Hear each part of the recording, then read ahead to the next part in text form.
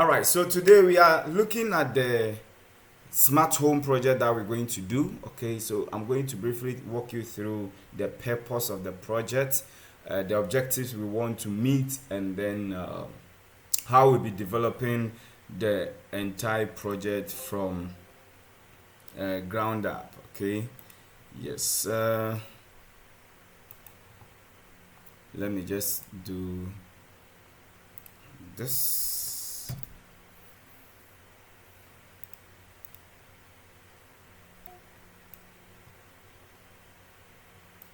Okay, so we're going to talk about our smart home automation project. Okay, and I've nicknamed it Project Enrica.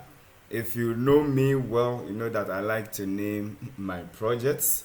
So this is going to be Project Enrica. Okay, Enrica is actually a female name meaning, which has one of its meanings to be home ruler.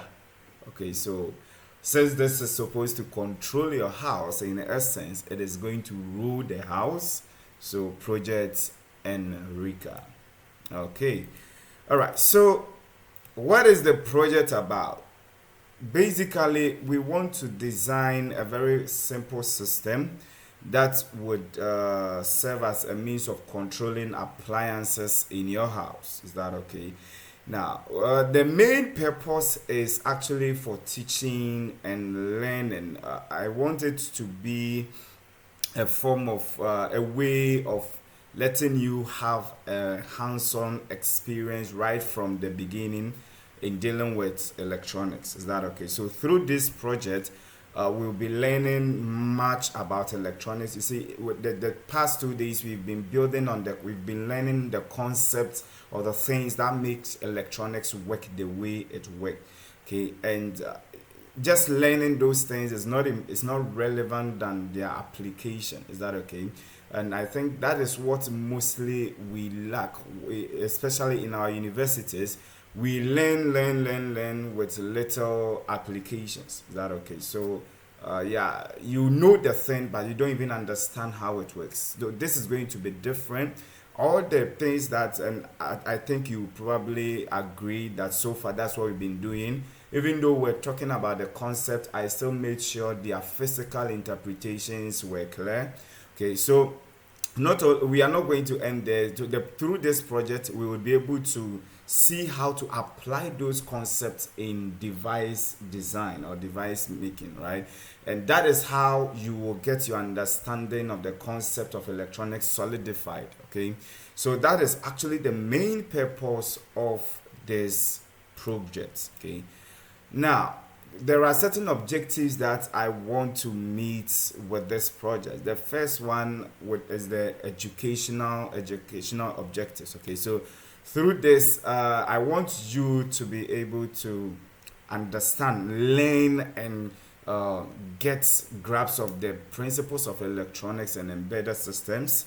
And also through by following the project and doing it, you get hands-on experience in designing and building your own electronic devices. Okay, and again, through this project we'll be learning how to work with microcontrollers, and anytime you are working with microcontrollers you also learn some amount of programming. Okay, so this project is really important. Now then, from the technical objectives, you also learn how things like wireless communication happen. Have you ever thought of how your phone is able to connect to internet when you hook onto the Wi-Fi and all that? Okay, so through this project you will know what some of the things or the processes that go on behind the scene. Okay, so if you are using your Wi-Fi you would really enjoy it because you at least know something about it.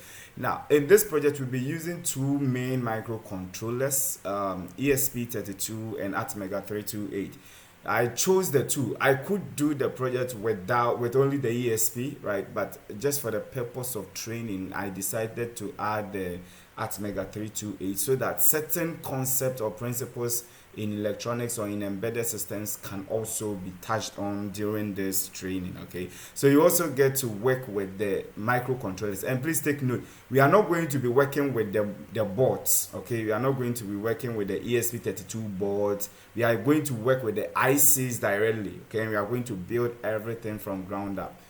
Take the IC, we will construct the circuit for the IC to work. We are not going to throw an Arduino into the project. No, just one board for this project. Everything will be on a single board. Okay, so I think this is a very good training, and it should help most of us to learn more about electronics. And we are also going to integrate GSM and SMS capabilities using the SIM 800L modem. Now, there are better modems that we could use, but I mean, I don't want to complicate things any much. Okay, so we just use the SIM 800L. Though right now, better ICs with even 4G network capabilities are around. This guy is just still a GPS, a GPRS, okay, but it is still okay for what we want to do. So in terms of the technicalities or technical objectives that I want us to meet, that will be it. Then in terms of functional objectives, we will be building the system to be able to control up to 10 devices. Okay, so again, you would learn a lot how we can control AC powered appliances from DC controllers. Okay, and we're also going to incorporate 4 sensors. One is going to be a photo cell for light intensity detection. We're also going to have a passive infrared sensor, which is also called PIR, basically for motion detection. We also have temperature sensors and what we call volatile organic compound sensors, so that at least you can, if you probably mount it in your workshop like I am planning to, you can measure whether your the air quality is good for you or not. Okay, and then again, all these sensors are going to be synchronized with the microcontroller, so we know how to read data from the sensors and use them to perform an action, as I described when I was introducing embedded systems to you. Okay, now in case you are wondering, will we be able to finish this project? Yes, we'll be able to finish the project, so don't worry. All right, then in terms of the practical objectives, aside all this, I said that one of the trainings which will come later, we will also develop user interfaces. Okay, and then for monitoring the appliances and all that. And then we are also going to look at safety when we are designing electronic systems. All these things will come up.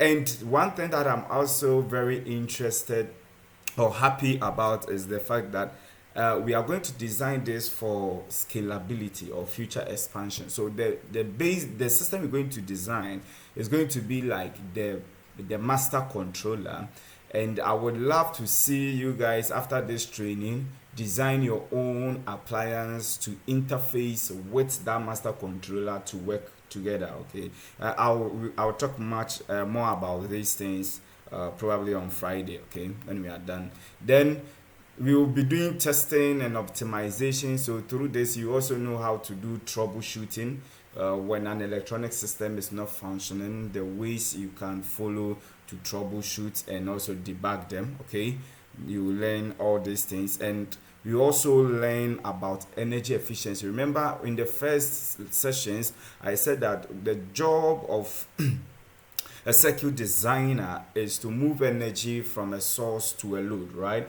And we are not just looking at moving the energy. One thing that we have to be very careful about is the efficiency. And efficiency has to do with how much energy do we end up transporting, okay, getting to the load. How much did we start with? Okay, so we want to design our system so that we can cut down losses. Okay, so we'll be picking up all these things, then we'll do a good documentation, put it as an open source project on YouTube. Okay, sorry, on GitHub.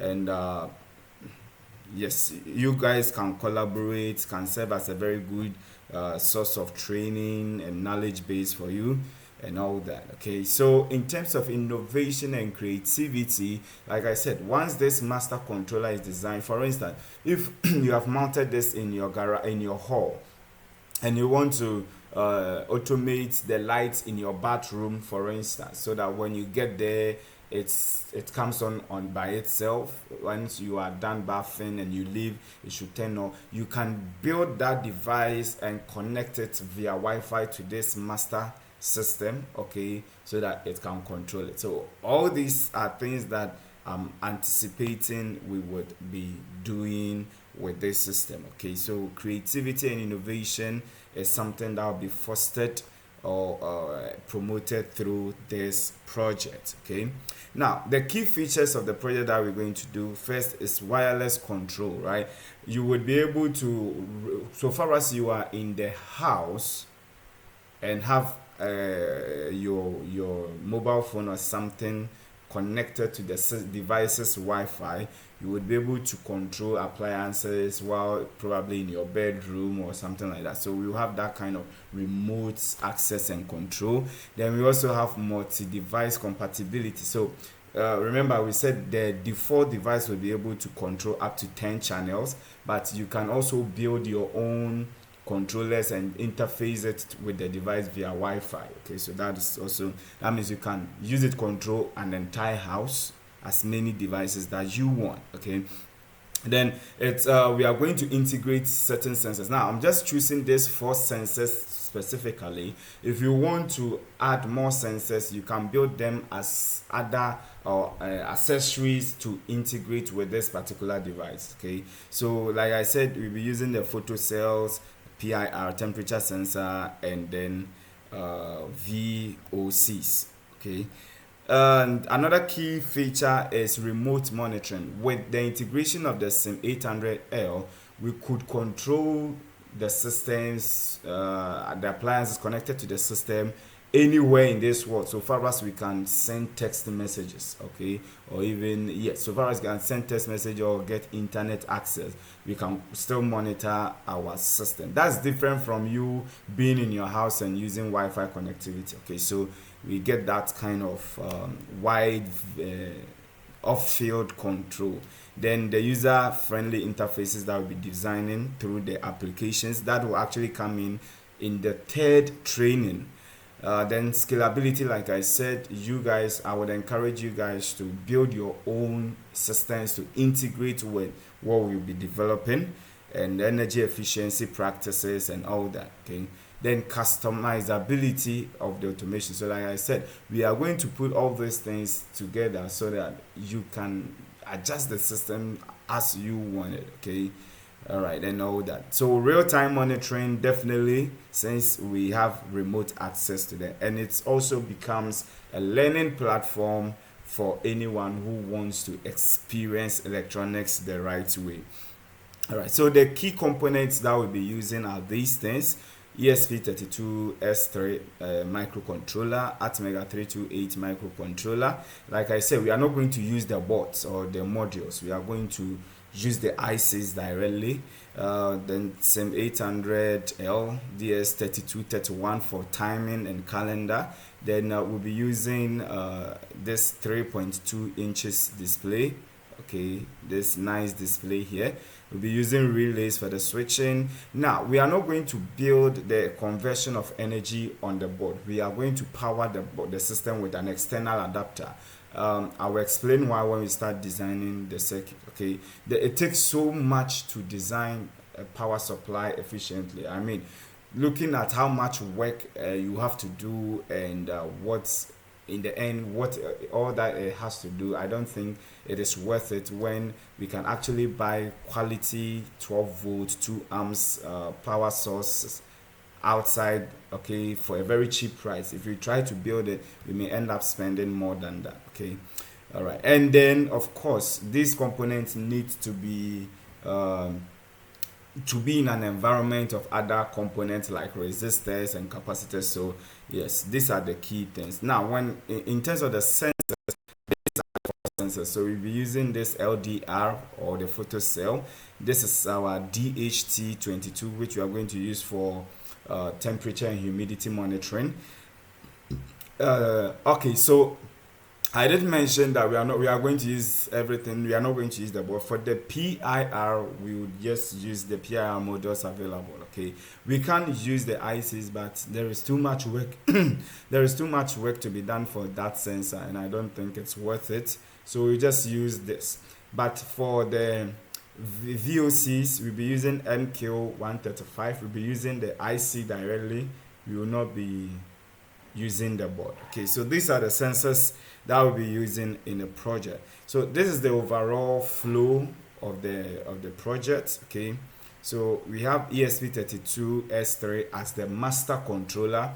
Okay, it controls communication and everything, and then the Atmega 328 would be responsible for the sensors and the relays. Okay, so it will be like the payload controller. So the Atmega and the ESP will communicate via UART. Now the rest of the things, the RTC, the SIM, the GSM IC, the screens will all be connected to the ESP. So if we finally design our client application, it will make a request to the ESP32. The ESP32 would process the request, and if it has to probably query a sensor, it will do that and return the response. If it has to switch something on or off, it will do that and return a response. So basically this is just a simplified block diagram for the project that we are going to build. Okay, so that is that for project Enrica. Any questions up to this point?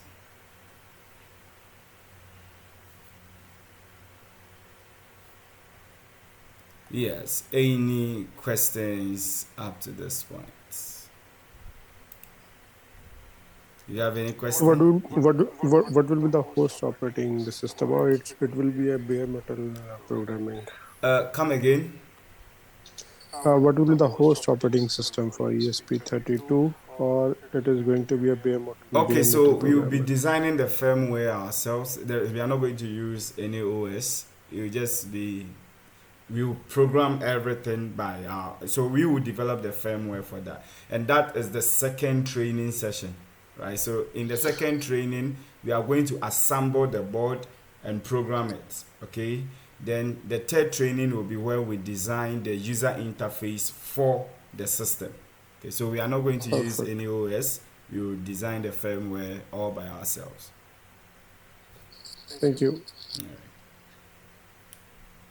Please, any other questions?